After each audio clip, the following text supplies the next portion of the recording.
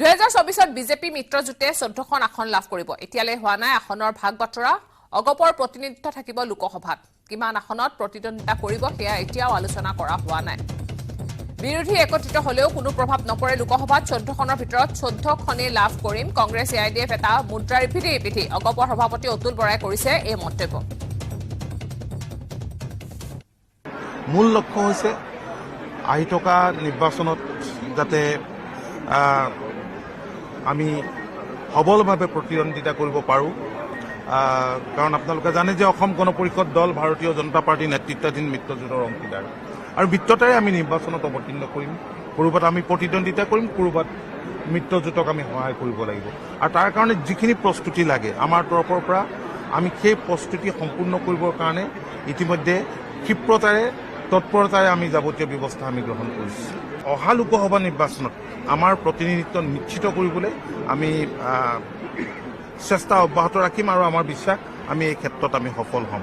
আৰু অন্যহাতে মিত্ৰজোঁটৰ যি কেণ্ডিডেট থাকিব সেই কেণ্ডিডেটবিলাক যাতে সেই ঠাইতো জয়ী হয় তাৰ কাৰণে আমাৰ কুচকাৱাজ আমাৰ চলি থাকিব। বৰ্তমান ৰাজনৈতিক প্ৰেক্ষাপটত যিবিলাক অন্যান্য ৰাজনৈতিক দলৰ কুচকাৱাজ হৈছে সেই কুচকাৱাজে বা সেই কচৰতে কেতিয়াও ফল নিদিয়ে। বৰ্তমান ৰাজনৈতিক প্ৰেক্ষাপটত 11টাই হওক বা 12টাই হওক এইবিলাক আচলতে লক্ষ্যহীন আৰু অৰ্থহীন কচৰত। আদালতত মুখ থেকেচা শ্ৰীনিবাস বিভি। আগতীয়া জামিন বিচাৰি আদালতৰ দ্বাৰস্থ হৈছিল শ্ৰীনিবাসৰ বিৰুদ্ধে অংকিতা দত্তই ৰুজু কৰিছিল গোচৰ। যৌন নিৰ্যাতনৰ অভিযোগত ৰুজু কৰিছিল গোচৰ। কৰ্ণাটকৰ এখন নিম্ন আদালতে নাকচ কৰে জামিন।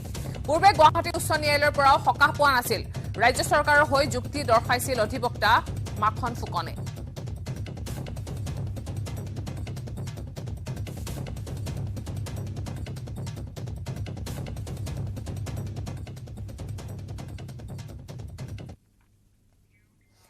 আলোচনাপন্থী আলফা আৰু চৰকাৰৰ আলোচনা সন্দৰ্ভত অখিল গগৈৰ প্ৰতিক্ৰিয়া। আলোচনাৰ খচৰা ভাৰতীয় সংবিধানৰ 371A পৰা G লৈ আনক, য'ত ৰাজনৈতিক ভূমি সম্পদৰ অধিকাৰ থাকিব।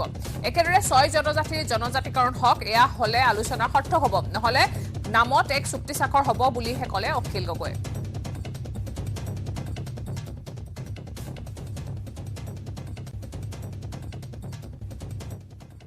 যে সঁচাকে যদি তেওঁলোকে কিবা এটা সিদ্ধান্ত ল'বলৈ গৈছে তেতিয়াহ'লে মই ভাবোঁ যে সংবিধানৰ ভিতৰত পাব পৰা কেইটামান কাম আমাৰ আছে। এটা হ'ল অসমৰ কাৰণে ভাৰতবৰ্ষৰ সংবিধানৰ 371 ক 371A যিটো নাগালেণ্ডক প্ৰদান কৰা হৈছে, সেই 371A টো আজৰি আনিবৰ কাৰণে এই আলোচনাৰ জৰিয়তে চেষ্টা কৰিব লাগে। যদি 371A আৰ্টিকলটো যদি আমাৰ অসমত প্ৰযোজ্য হয়, অৰ্থাৎ সাংবিধানিক ৰক্ষা কবচ এটা যদি আমি পাওঁ, তেতিয়াহ'লে আমাৰ মাটিৰ ওপৰত অধিকাৰ কেন্দ্ৰীয় চৰকাৰ নহয়, ৰাজ্য চৰকাৰ থাকিব। আমাৰ সম্পদৰ ওপৰত অধিকাৰ, অৰ্থাৎ আমাৰ তেল, খাৰুৱা তেল, আমাৰ কয়লা, আমাৰ চূণশিল আৰু অন্যান্য যিবিলাক খনিজ সম্পদ আছে, সেই খনিজ সম্পদবিলাকৰ অধিকাৰ আমাৰ ৰাজ্য চৰকাৰৰ ওপৰত থাকিব। তেতিয়া আমি ৰাজ্য চৰকাৰে অধিক পৰিমাণৰ ৰাজহ লাভ কৰিবলৈ সক্ষম হ'ম। আৰু কেইটামান বস্তু আমি কৰি ল'ব পাৰোঁ প্ৰটোক আলফাৰ জৰিয়তে, এই আলোচনাৰ জৰিয়তে। সেইটো হ'ল 371A পৰা 371G পৰ্যন্ত যিবিলাক কথা আছে, তাৰ ভিতৰত যেনেকৈ আমাৰ অসমৰ খিলঞ্জীয়া মানুহৰ কাৰণে আসন সংৰক্ষণৰ প্ৰশ্নটো, সেই কামটো আমি কৰাই ল'ব পাৰোঁ। অভিনেত্ৰী জিয়া খানৰ আত্মহত্যা গোচৰৰ ৰায়দান। আদিত্য পাঞ্চালী পুত্ৰ সুৰজ পাঞ্চালীক নিৰ্দোষী ৰায় দিয়া হৈছে। আদালতৰ ৰায়ত অসন্তুষ্টি জিয়া খানৰ মাতৃৰ। উচ্চ ন্যায়ালয়ৰ দ্বাৰস্থ হ'ব এতিয়া মাতৃ। প্ৰয়োজন হলে উচ্চতম ন্যায়ালয়লৈ যাব মাতৃ। 2013 চনৰ 3 জুনত আত্মহত্যা কৰিছিল জিয়া খানে। মুম্বাইৰ এটা ফ্লেটত জিয়া খানৰ মৃতদেহ উদ্ধাৰ হৈছিল। জিয়া খানৰ মাতৃয়ে তৰিছিল গোচৰ। মুম্বাইৰ CBI আদালতৰ ৰায়দান। আত্মহত্যাৰ বাবে পৰিচিত কৰাৰ অভিযোগ উত্থাপন কৰা হৈছিল সুৰজ পাঞ্চালীৰ বিৰুদ্ধে। আৰু তদন্তত গাফিলতিৰ অভিযোগ কৰিছিল জিয়া খানৰ মাতৃয়ে। জিয়া খানক শাৰীৰিকভাৱে অপদস্থ কৰাৰ অভিযোগ কৰিছিল জিয়া খানৰ মাতৃয়ে। তথ্য প্ৰমাণৰ অভাৱত দুখমুক্ত হ'ল সুৰজ পাঞ্চালী।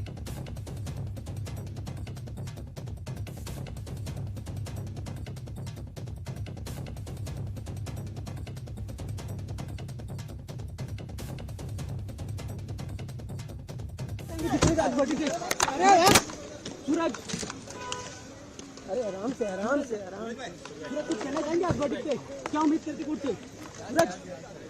एक मिनट भाई थोड़ा समझो लेडीज। अरे कितनी उम्मीदें करते हैं? क्या उम्मीद है कोर्ट से? मैम आप कुछ कहना चाहेंगे मैम? सूरज कुछ कहेंगे आपको जस्टिस की उम्मीद है? आपको जस्टिस की उम्मीद है? आपको इंसाफ मिलेगा? आपको जो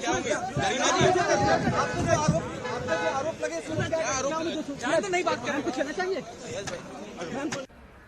कोर्ट के बाहर मीडिया के सामने एलिगेशंस करना बहुत इजी है, बहुत आसान है, लेकिन जब एविडेंस रिकॉर्ड पे आता है उसके बियॉन्ड कोई ट्रैवल नहीं कर सकता, ना मैं ना कोई। Law is above everybody. Honourable court ने सारा एविडेंस एग्जामाइन करने के बाद आज सूरज पंचोली को एक्विटल दिया है। देखिए, बहुत इंपॉर्टेंट बात इस केस में ऐसी थी, इस जजमेंट में, इस आर्ग्यूमेंट में, मेंटल हेल्थ हमारे देश में एक बहुत सीरियस कंसर्न है। हमारे देश में गवर्नमेंट ऑफ इंडिया ने 2017 में मेंटल हेल्थ एक्ट इंट्रोड्यूस किया। ये एक्ट क्यों इंट्रोड्यूस किया? Youngsters are facing depression, youngsters are facing anxiety. This is a very serious illness.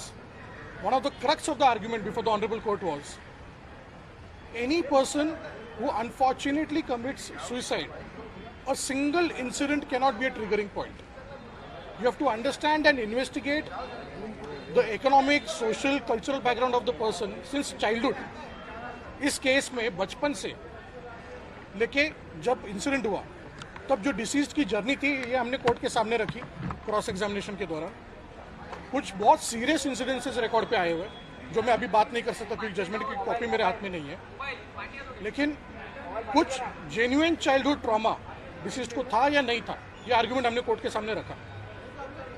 3-4 ऐसे मेजर इंसिडेंसेस है कि जो एक बहुत जेन्युइन कॉज ऑफ कंसर्न थे डिसीज्ड के लाइफ में, और हो सकता है, पॉसिबिलिटी है कि उस इंसिडेंसेस के मद्देनजर उनके ऊपर ये बात आई कि उनके पास कोई ऑप्शन नहीं था बट टू कमिट सुसाइड। देखिए, मैं एक बात कहूंगी, आज अबेटमेंट टू सुसाइड इरेडिकेट हुआ है, लेकिन the question mark is how did my child die, so the cause of death is still pending. क्या लग रहा है कहाँ पर एक पिन चूज हुई है? मैंने शुरू से कहा है this is a case of murder and now the abatement to suicide is gone, but the murder still is hanging. Challenge करेंगे हाई कोर्ट जाएंगे मैम आप? Well, yes, why not? आज स्पेशल कोर्ट सीबीआई ने जो verdict pass किया है, my client has one simple line, there is a delivery of judgment but the justice is still awaited, they are waiting for the final justice and according to her this verdict is because of the lack of evidence which was supposed to be collected by CBI. CBI ने उनका काम ठीक से किया होता तो ये verdict शायद दूसरा होता। Cause of death was main point. Cause of death पे मेरे क्लाइंट ने बहुत सारे रिप्रेजेंटेशन CBI को दिए थे। उस रिप्रेजेंटेशंस में उन्होंने ये भी बोला था कि cause of death is not just the suicide.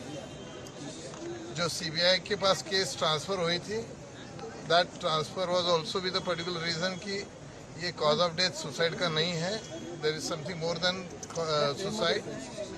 Investigation was not continued by CBI independently, but जो जू पुलिस स्टेशन ने मोटिव रखा, cause of death रखा था abatement to commit suicide का, उसी मुद्दे को आगे लेके गए। उन्होंने ये चीज़ और अच्छी तरह से इन्वेस्टिगेशन करना एक्सपेक्टेड था। जो विटनेसेस जू पुलिस स्टेशन में रखे थे उन्हीं विटनेस के वापस स्टेटमेंट ले गए, जैसे आदित्य पंचोली को। एक ही अच्छी बात हुई कि सीबीआई ने एटलीस्ट डिपोजिशन में आदित्य पंचोली का नाम ड्रॉप किया, नहीं तो बेटे के केस के चार्ज में फादर को अबेटमेंट टू कमिट सुसाइड किया नहीं क्या प्रूव करवाना, तो सीबीआई के लिए भी बहुत एम्बेरस होता था। तो लेट अस सी, अभी वर्डिक्ट हाथ में आएगा। हाई कोर्ट में चैलेंज करेंगे वर्डिक्ट? हाँ, मेरे क्लाइंट ने अभी इंस्ट्रक्शंस दिए हैं कि आफ्टर रीडिंग जजमेंट और उसका क्या एनालिसिस है उसके ऊपर फिर आगे हाईकोर्ट की कार्रवाई शुरू करें। खबर আৰু আছে কিন্তু তাৰ আগতে